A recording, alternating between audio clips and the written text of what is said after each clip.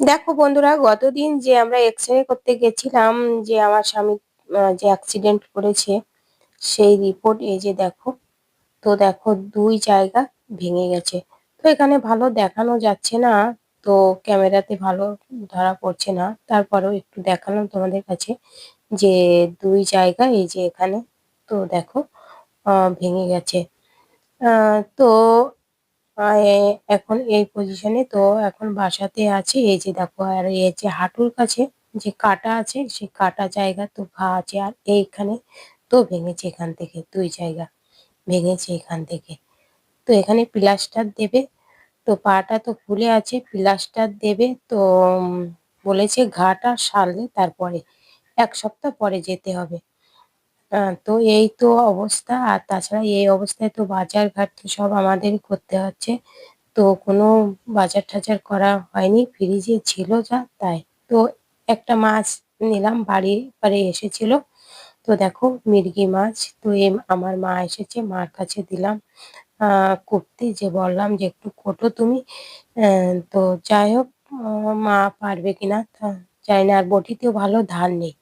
তো বলছিল যে আমি কাটতে কি পারবো। তো দেখো, আর এদিকে তো আপনাদের দাদাকে তো আমার দেখতে হচ্ছে সব সময়। তো এই যে দেখো, মাছের আঁশটা তুলে নিচ্ছে। এটা আছে মিরিকেল মাছ। তো এখানে 1.5 কেজি আছে মাছটা। মিরিকেল মাছ 1.5 কেজি ওজন আছে। তো এই মাছটা কেটে আমি এখন রান্না করব বেগুন দিয়ে, আলু বড়ি দিয়ে। তো তোমরা সবাই দেখতে থাকো বন্ধুরা। আর প্লিজ, আমার এই অসময়ে আমার এই খুব অবস্থা খারাপ যাচ্ছে। তো ভিডিওগুলো একটু ফুল ওয়াচ করে দেখো, কেউ স্কিপ করো না। আর তোমাদের দাদার তো খুব খারাপ অবস্থা। তো দেখো, বিছনার পরে বসে সবকিছুই মানে খাওয়া দাওয়া, পায়খানা, প্রস্রাব সবকিছু বিছনার পরে হচ্ছে। তো সেখানে আমার দিতে হচ্ছে তাকে। সবসময়ের জন্য দেখতে হচ্ছে, ওখান থেকে লোক তো সরা যাচ্ছে না। তো দেখো, মাছগুলো সব কেটে ধুয়ে পরিষ্কার করে নিয়েছি। তো আর এই যে যে কয়টা মাছ নিয়েছি, এই কয়টা এখন রান্না করব। 4টে মাছ নিয়েছি, আর একটা মাথা। আর এই যে মাছের যে পেটা আছে, এটা একটু ভাজি করে নেব। তো মাছগুলোতে এই যে লবণ হলুদ মাখিয়ে নিচ্ছি। তো তোমরা সবাই একটু দেখো। আমি হয়তো এখন সবার ভিডিও হয়তো দেখতে পাচ্ছি না। তো হয়তো 2-1 জনের ভিডিও দেখছি। তো আমি যখন দেখি সবার ভিডিও কিন্তু ফুল ওয়াচ করে দেখি। তো তোমরা সবাই আমার ভিডিওটা ফুল ওয়াচ করে দেখো। আর ইদানিং তো ভিডিওতে একেবারে ভিউজ নেই, কেউ ভালো পছন্দ করছে না। আমার হয়তো ভিডিওর কোয়ালিটি ভালো না, এই জন্য দেখে না, না কি তা জানি না, একদম পাবলিশ হচ্ছে না কেন জানি না। তো লবণ হলুদ মাখিয়ে নিয়েছি, নিয়ে যে এই যে দেখো, তেল দিয়ে দিলাম কড়াইতে। তেলটা গরম করে মাছটা ভেজে নেব। একেবারে দেখো, কম তেল মশলায় রান্না করব। আশা করি রান্নাটা ভালো লাগবে। আর দেখা শুরুতে কিন্তু একটু লাইক করে দিও। এই যে দেখো, মাছ 3টে মাছ দিয়েছি। দিয়ে মাছ 3টে এরকম করে একটু ব্রাউন কালার হলে মাছগুলো ভেজে তুলে নেব। এই যে দেখো, তুলে নিলাম। বাকি যে দুটো ছিল সে দুটো দিয়ে দিলাম। দিয়ে এরকম ভাবে একটু কড়া করে ভেজে তুলে নেব। তো গ্যাসের আঁচটা একটু কম করে দিলাম। তো দেখো, আমাদের না খুব মানে লোকের খুব অভাব। আমার দেখার মতো তেমন কেউ নেই। আমার স্বামী একা, ভাই, আমার শ্বশুর শাশুড়ি কেউ নেই। তো বাবার বাড়িতেও তেমন কেউ নেই যে দেখবে। আমার মা এসেছে, সেও তো অনেক বয়স্ক লোক। তো বুঝতেই পারছো, আমারই সব করতে হচ্ছে। ডাক্তারের কাছে নেওয়া, ওষুধ আনা, সবকিছু, বাজার ঘাট যেখানে যা সবকিছু। তো খুব কষ্ট হচ্ছে, সবকিছু সামলায়ে ভিডিও দিতে পারছি না। কতদিন ভিডিও দিতে পারি না, তো আজকে দিচ্ছি। ভিডিওটা ফুল ওয়াচ করে দেখো। তো এই যে মাছের পেটাটা দেখো ভেজে নিলাম, একটু পেঁয়াজ রসুন দিয়ে মাছের পেটাটা দিয়ে এই যে ভেজে নিচ্ছি। তো ভাজা হলে এই যে দেখো তুলে নিচ্ছি। শুকনো লঙ্কা দিয়ে মাছের পেটা ভাজা, তো খেতে কিন্তু দারুণ লাগে। তো এই তেলের ভিতরে কিছু বড়ি ভেঙে এই যে ভেজে নিচ্ছি, ভেজে তুলে নেব।